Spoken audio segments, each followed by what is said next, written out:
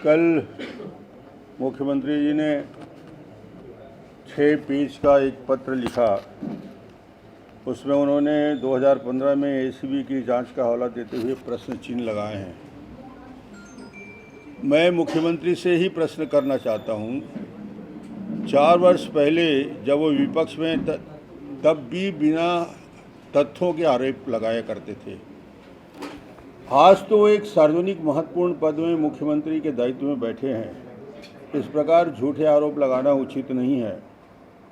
4 वर्ष तक पुलिस प्रशासन आपके हाथ में है, सरकार आपके हाथ में है, पुलिस आपके हाथ में है।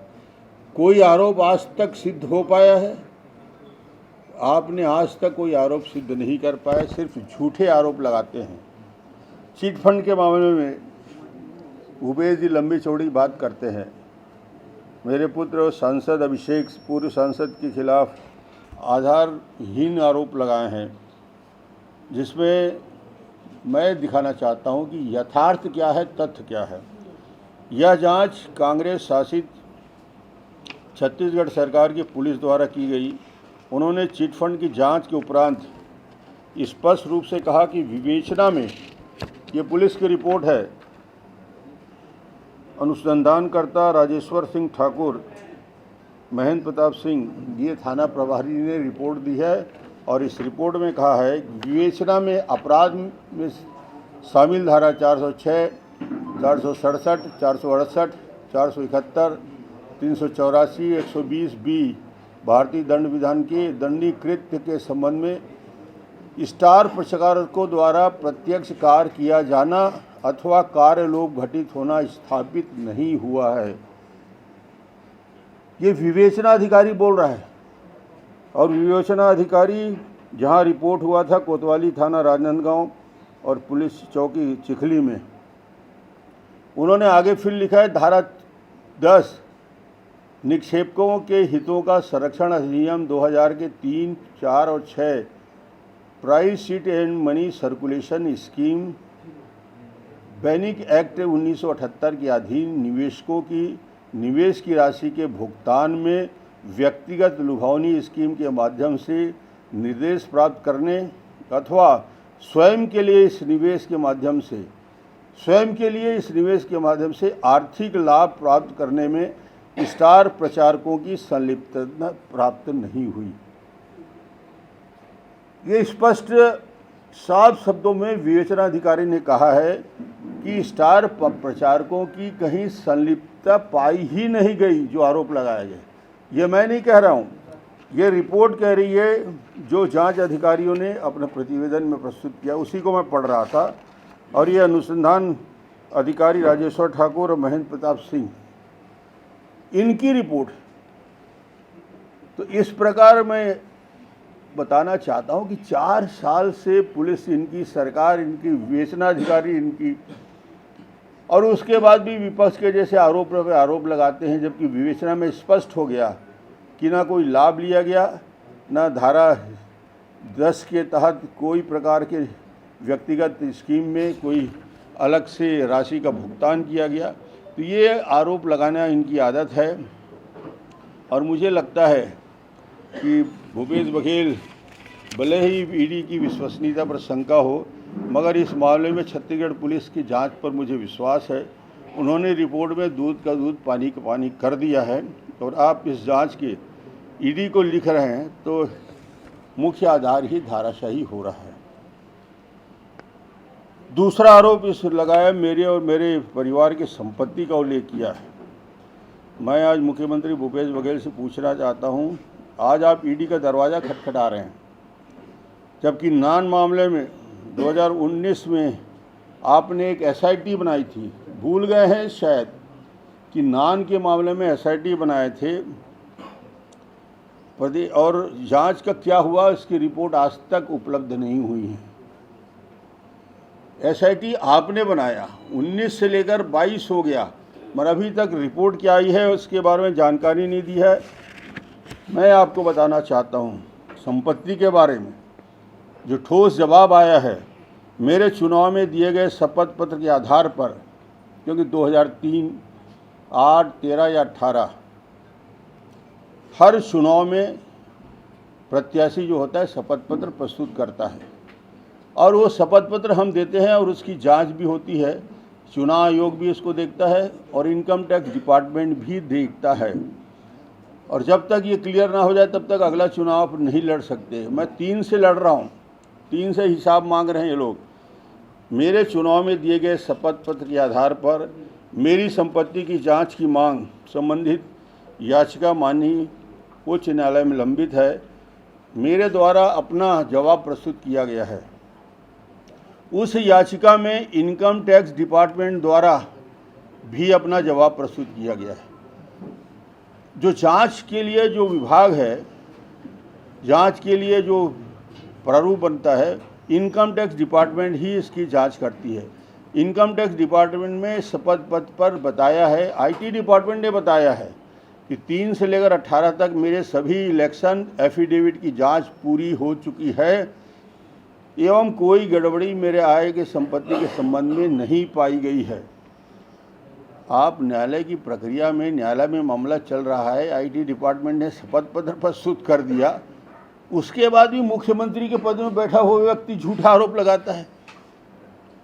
3 से लेकर 8, 8 से लेकर 13 और 13 से लेकर 18 ये सब न्यायालय में, हाई कोर्ट में चल रहा है और हाई कोर्ट में शपथ पत्र के द्वारा आईटी डिपार्टमेंट ने, मैंने नहीं, पूरी जांच तफ्तीश करने के बाद आईटी डिपार्टमेंट ने शपथ पत्र दिया है और इसमें कहा है कि कोई गड़बड़ी संपत्ति के नहीं है। उसके बाद भी भूपेश बघेल जी, आप फिर से दोहरा के, क्या न्याय व्यवस्था और कोर्ट नहीं है देश में?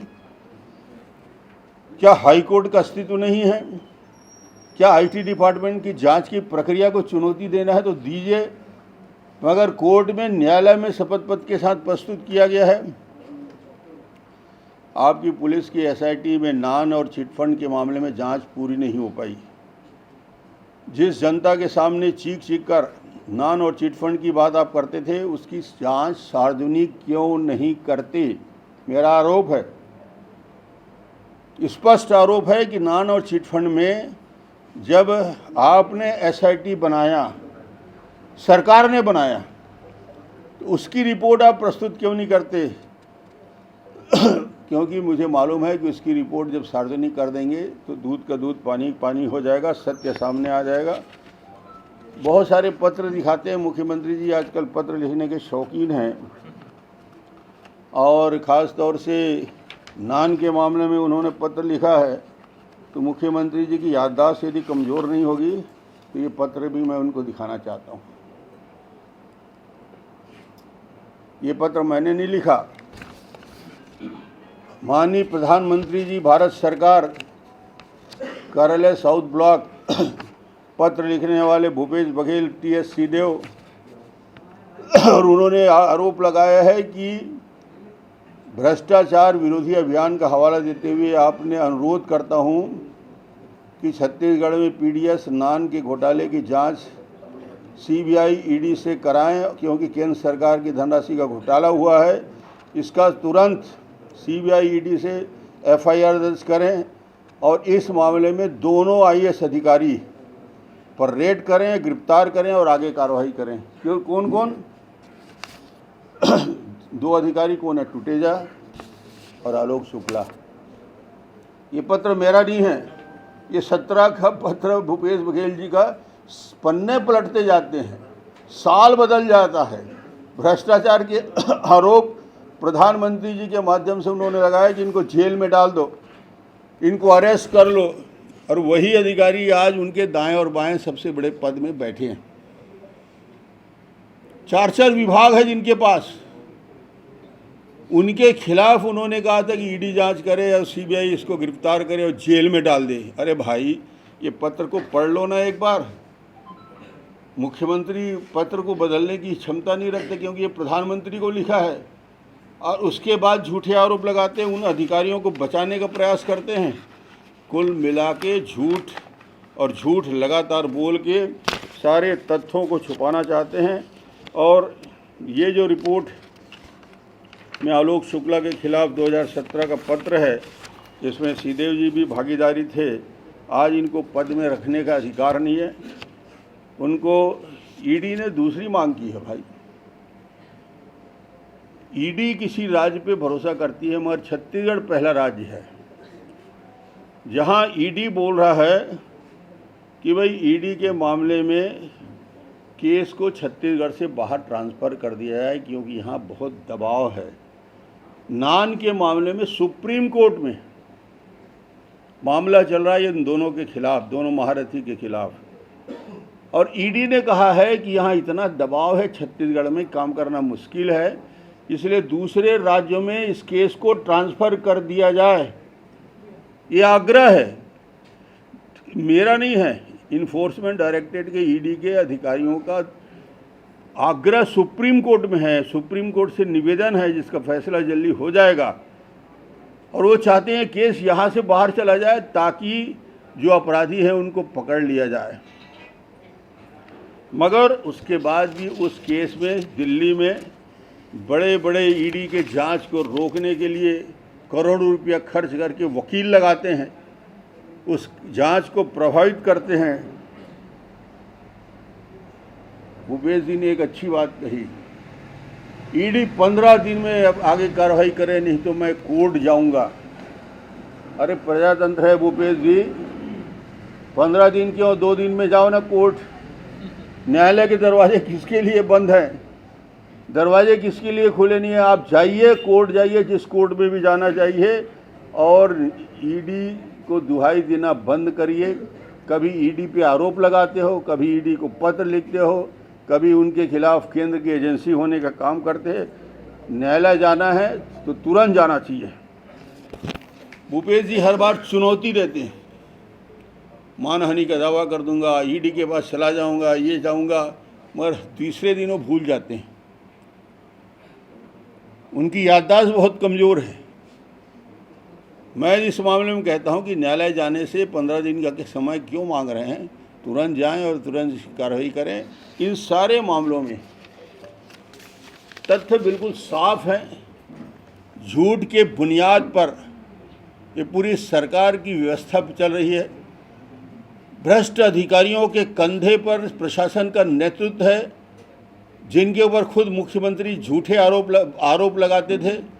या तो आरोप वापस ले लें, मैंने झूठ बोला था, जिसे उनकी आदत है, और या पूरी बुनियाद इस सरकार की हिल चुकी है। इसलिए मुख्यमंत्री जी, इतने ज़्यादा ईडी के केस बनने के बाद सारे अधिकारियों के खिलाफ जांच, सारे बाकी लोगों के खिलाफ जांच, छत्तीसगढ़ को कितना बदनाम करोगे?